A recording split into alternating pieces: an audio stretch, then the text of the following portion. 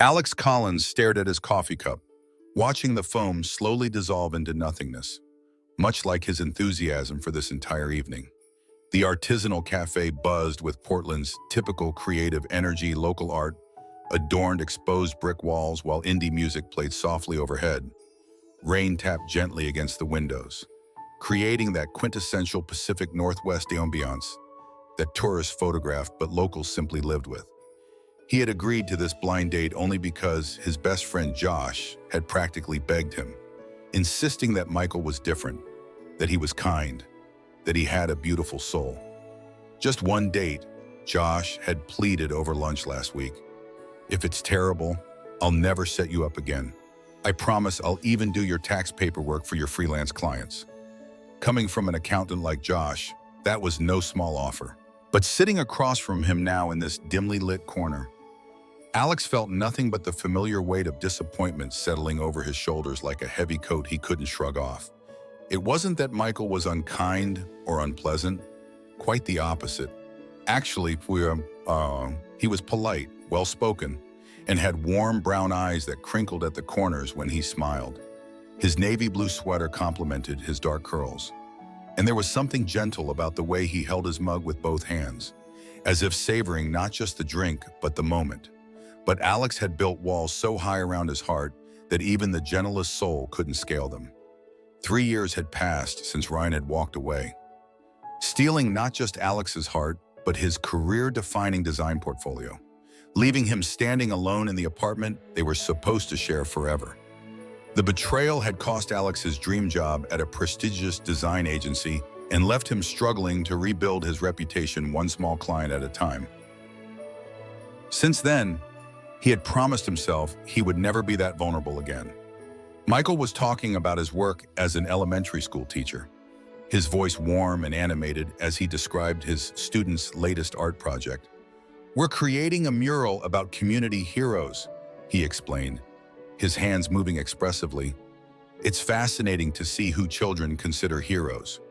Not one superhero in the bunch, it's all librarians and firefighters and their grandparents." Alex nodded mechanically, offering appropriate smiles and responses, but his mind was already planning his exit strategy. He would finish his coffee, make a polite excuse about an early client meeting with a local brewery needing label designs, and then he would go home to his safe, predictable, solitary life in his small but comfortable apartment in the Hawthorne district. He'd probably work on his latest commission, a series of illustrations for a children's book about Portland's bridges, until he fell asleep with his tablet still in hand. As Michael paused to take a sip of his drink, Alex noticed something shift in his expression, a flicker of nervousness, a slight trembling in his hand as he set down his cup.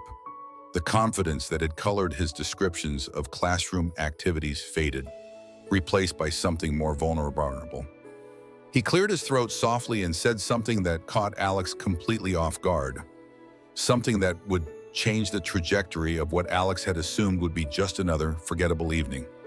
If this story is touching your heart already, please hit the like button. Drop a comment below sharing your thoughts and subscribe to Heart Stories for more touching tales that remind us how love often arrives when we've stopped looking for it, when our defenses are high and our expectations are low. "I should probably mention," Michael began, his voice quieter now, almost hesitant. "I have a 7-year-old daughter. Her name is Emma. My husband David passed away from cancer 2 years ago, and it's just been the two of us ever since." The words hung in the air between them, and Alex felt something crack in the fortress he had built around himself. He saw the vulnerability in Michael's eyes, the fear of rejection that mirrored his own. And for the first time that evening, he really looked at him. This wasn't just some random man Josh had set him up with. This was a father trying to rebuild his life while honoring the memory of someone he had loved and lost. This was someone who understood grief, who knew what it meant to wake up every morning and choose to keep going despite the weight of absence. "I'm so sorry, Belmo," Alex replied, his voice genuine for the first time that evening. "That must be incredibly difficult." Michael's smile held both sadness and strength. "It has been, but Emma gives me a reason to get up every morning. Kids don't let you wallow. They need breakfast and help with shoelaces and answers to impossible questions like why the moon follows our car. As their conversation deepened, Michael revealed the additional challenges he faced as a gay single father in a world that sometimes struggled to understand his family. There were the awkward parent-teacher conferences where other parents assumed he was Emma's uncle or guardian. The playground encounters where mothers would subtly gather their children closer when he approached, as if his sexuality might be contagious. The endless explanations to strangers who couldn't comprehend how he could be both daddy and the only parent. One woman at the grocery store actually asked Emma where her real parents were. Michael said, shaking his head, "Right in front of me," as if I were invisible. Emma just looked confused and pointed at me. "That's my daddy," she said. The woman looked so embarrassed, but instead of apologizing, she asked about Emma's mother. "What did you say?" Alex asked, finding himself genuinely invested in the answer. "I told her the truth, that Emma has two fathers, one who's in heaven now, and one who's buying her favorite cereal." Michael's finger traced a water ring on the table. "I've learned it's better to be matter-of-fact, and Mama takes her cues from me, and I never want her to feel like our family is something to whisper about." "The hardest part," Michael admitted, his gaze lifting to meet Alex's, "isn't just missing David. It's constantly having to justify our family's existence. Emma doesn't remember a time when people didn't ask invasive questions about her family. There's a resilience in her that makes me proud, but sometimes I wish she didn't have to be resilient quite so early." Alex found himself leaning forward, genuinely interested now, asking questions about how Michael navigated these waters, about how Emma was coping, about what it was like to be both father and the keeper of memories for a young girl growing up without her other dad. He learned that Michael had created a memory book filled with photos and stories about David, that Emma had her father's passion for music, and that the most difficult days were often the ordinary ones when something small happened that David would have loved to see. "Some days, I wonder if I'm doing it all wrong," Michael confessed, the evening light catching in his dark curls as he looked out the rain-streaked window. "There's no manual for this, no chapter on how to raise your daughter when half of her heart lives in heaven. But then Emma will do something so perfectly herself, like correcting a classmate who said she couldn't have two dads, and I realize she's going to be okay. We're going to be okay." Alex felt a familiar pain in his chest, but for once, it wasn't just his own hurt he was feeling. He recognized in Michael a different kind of courage, not just the bravery to open one's heart again after loss, but the daily courage required to face a world that sometimes refused to see your family as legitimate, to constantly explain your existence without apology or shame. "It sounds like you're doing an amazing job," Alex said softly, surprising himself with how much he meant it. "Emma sounds like an incredible kid." Michael's eyes met his, warm with gratitude for the simple acknowledgement.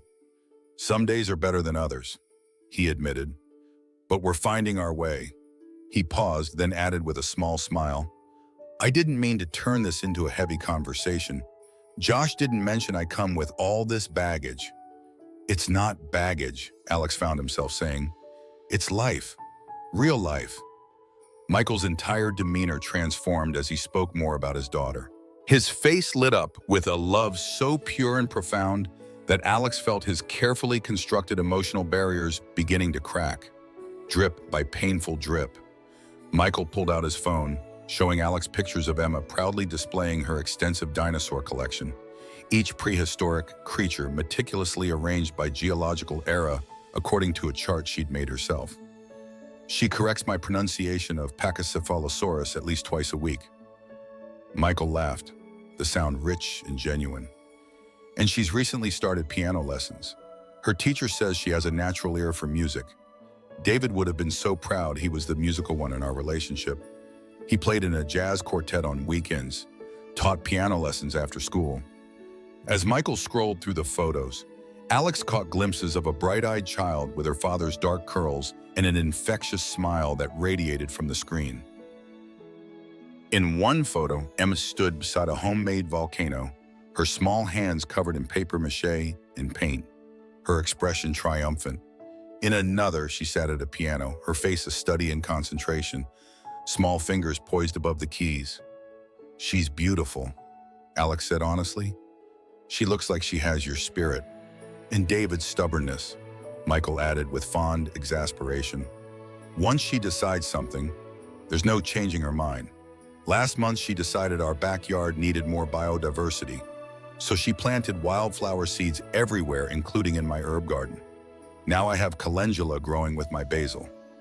Something about the comfortable silence that followed gave Alex the courage to share his own story. The betrayal that had shattered not just his heart, but his professional confidence.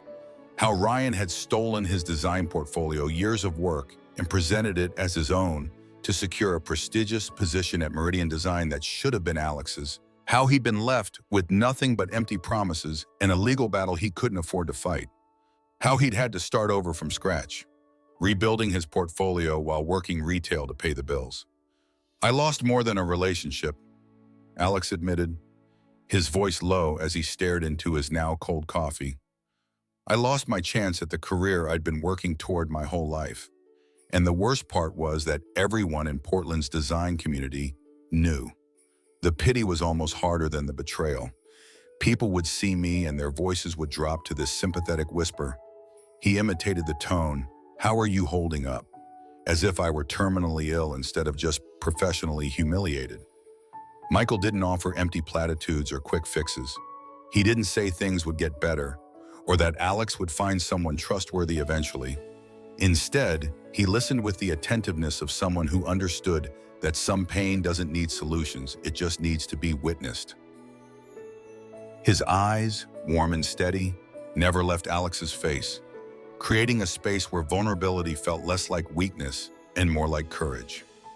"After David died," Michael said finally, after Alex had fallen silent, "people kept telling me I'd find someone else, as if he were replaceable, as if grief had an expiration date.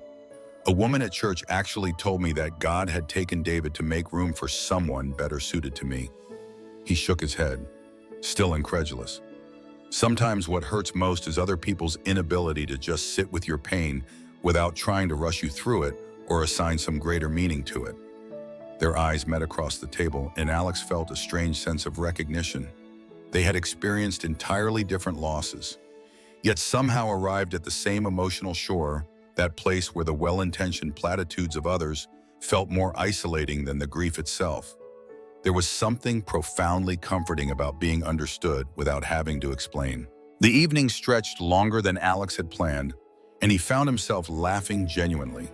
Laughing for the first time in months when Michael described Emma's disastrous attempt to set him up with her science teacher at the school's fall festival last month. She wrapped a dinosaur toy in wrapping paper, labeled it "From Daddy," and had me deliver it to Mr. Jenkins during the science fair. Michael recounted, his eyes crinkling with amusement. "The poor man thought I was making some bizarre romantic gesture. He spent the rest of the evening avoiding eye contact with me while Emma kept trying to maneuver us into conversations about fossils.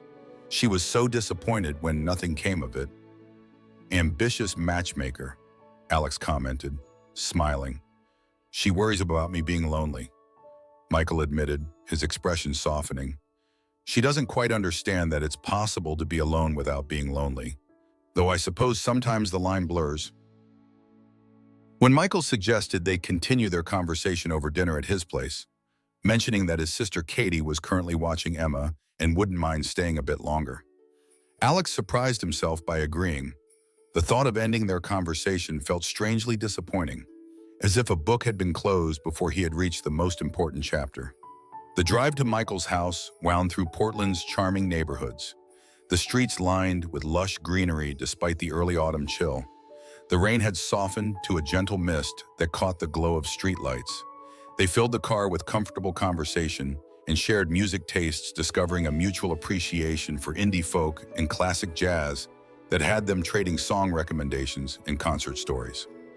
They pulled up to a modest craftsman-style home with a welcoming front porch adorned with potted plants and a colorful welcome mat featuring dinosaur footprints. A porch swing swayed gently in the evening breeze, and warm light spilled from the windows, casting golden rectangles onto the wet walkway.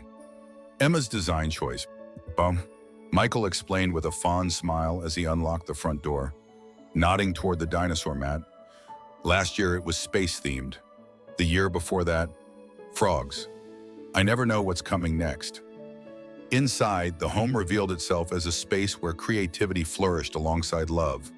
Children's artwork covered the refrigerator, colorful drawings of dinosaurs, planets, and what appeared to be family portraits with varying degrees of anatomical accuracy. A bookshelf overflowed with everything from picture books to teaching manuals, organized in a system that seemed to make sense only to its creators. A small upright piano sat in the corner of the living room, sheet music neatly arranged on its stand, a child-sized keyboard beside it. The house wasn't perfectly tidy. A basket of unfolded laundry sat on the couch, and breakfast dishes were still in the sink, but it felt undeniably like a home. There were photographs everywhere in Ma at various ages, often accompanied by Michael and another man with kind eyes and a brilliant smile who must have been David. The three of them at the beach, at a fair. In what looked like a hospital room, David noticeably thinner but still smiling with his arm around Emma. Alex found himself drawn to the piano, his fingers hovering over the keys without pressing them. A framed photograph sat atop it, David playing the very same instrument, his expression one of pure joy. "Do you play?" Alex asked Michael, gesturing to the piano. "Not really, Turkana," Michael admitted, moving to stand beside him. "I can manage heart and soul and chopsticks, but that's about it." David was the musical one. I wanted Emma to have some connection to that part of him, so I kept his piano instead of selling it after. His voice trailed off momentarily. When she started showing interest in music, it felt like a gift. He paused, studying Alex's posture at the instrument, the familiar way his hands positioned themselves above the keys. "Do you?" Alex nodded, allowing his fingers to press gently on the keys, producing a soft chord that resonated through the quiet house. "I studied music before switching to design. Piano was my first love. I still play when I need to clear my mind or when a design project has me stuck. There's something about music that untangles visual problems for me." "Maybe you could play something for Emma sometime," Michael suggested, then immediately looked embarrassed at the presumption of future meetings, a flush coloring his cheeks.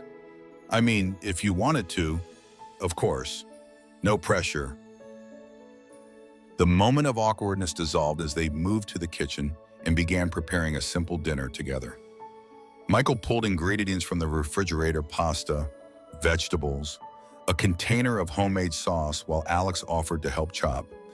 The conversation flowed as naturally as if they'd known each other for years, not hours. Alex found himself sharing his favorite childhood recipes, suggesting dishes that Emma might enjoy, while Michael told stories about his classroom adventures and the children's uncanny ability to see through adult pretenses. "Kids know when you're being authentic," Michael said as he chopped red peppers with practiced efficiency. "They can spot a fake smile from a mile away. Emma especially, she has this radar for emotional dishonesty. When David was sick, we tried to shield her from how serious it was. She was only 5, but she looked me right in the eyes one day and said, 'Daddy, you're scared about Papa, aren't you?'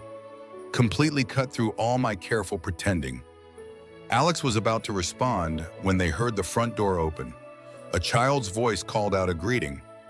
"Daddy, we're home," followed by the sound of small feet running through the hallway. He turned toward the noise just as a little girl with wild curly hair and her father's warm brown eyes burst into the kitchen, followed by a woman who must have been Michael's sister Katie, bearing a strong family resemblance with the same dark curls and expressive eyes. Emma must stop dead in her tracks when she saw Alex, her mouth falling open in shock. She stood frozen, one hand still clutching a dinosaur figurine, her eyes wide and unblinking as she stared at him. For a moment, nobody moved. Then Emma's face broke into the brightest smile Alex had ever seen, and she pointed directly at him with a trembling finger. "Daddy!" "Oh," she shrieked, bouncing on her toes with uncontainable excitement. "Daddy, it's him!" It's the art man from your bedtime stories, the one with ocean eyes who forgot how to smile. Alex's breath caught in his throat as he looked at Michael, whose face had turned bright red. Katie's eyebrows shot up in surprise, her gaze darting between her brother and Alex with newfound interest, a knowing smile spreading across her face. Michael knelt down to his daughter's level, trying to gently shush her, but Emma was having none of it.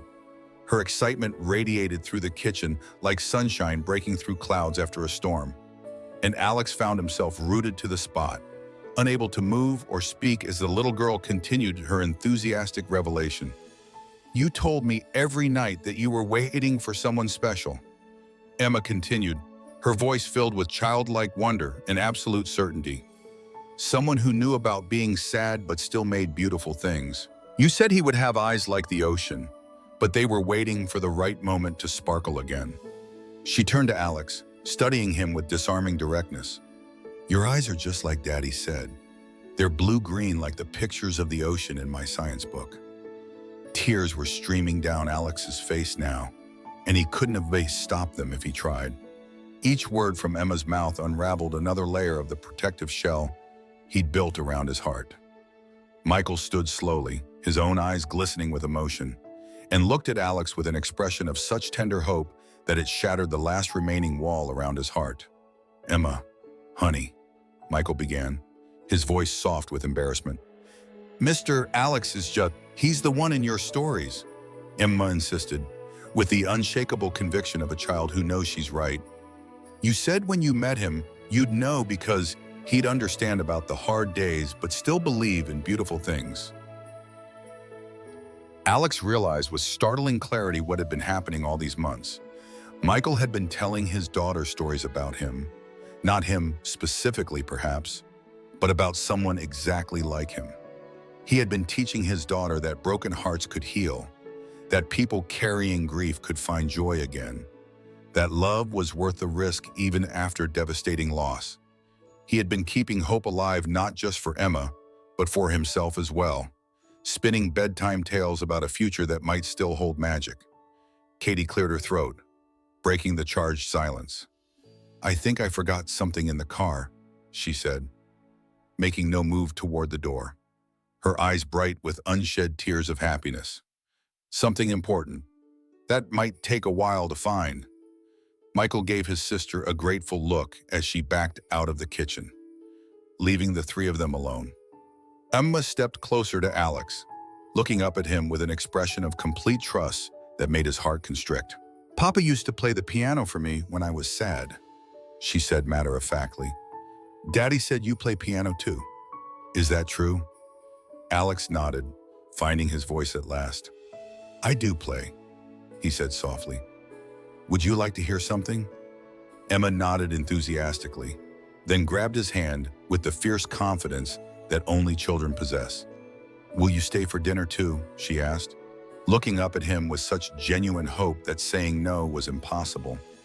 "I can show you my dinosaur collection, and you can see my drawings, and maybe you can teach me a new song. Daddy says music makes sad feelings smaller." Alex looked from Emma to Michael, who was watching them with a mixture of hope and vulnerability that mirrored exactly what Alex was feeling. And for the first time in 3 years, he allowed himself to believe in possibility again. Not just the possibility of romance, but the possibility of connection, of family, of belonging to something larger than his own pain. "I would love to stay for dinner," he whispered, squeezing the little girl's hand. That evening, surrounded by dinosaur figurines meticulously arranged by species and time period, sharing pasta and stories and music, Alex understood something profound. He played Debussy's Clair de Lune on the piano while Emma watched in wonder, her small body leaning against her father's side. Later, he examined her detailed drawings of prehistoric landscapes, asking questions that made her light up with enthusiasm. As the night progressed, he caught Michael looking at him with an expression of such tenderness that it made his breath catch. It was a look that spoke of possibility, of futures yet unwritten, of stories that might still have happy endings after all. Sometimes the greatest love stories don't begin with fireworks and passion. They begin with two broken people finding the courage to be vulnerable, with a little girl who believes in magic, and with the willingness to trust that maybe, just maybe, happy endings are real after all. Not endings that erase the pain of the past, but beginnings that honor it while still making room for joy. Have you ever had a moment when someone saw the real you?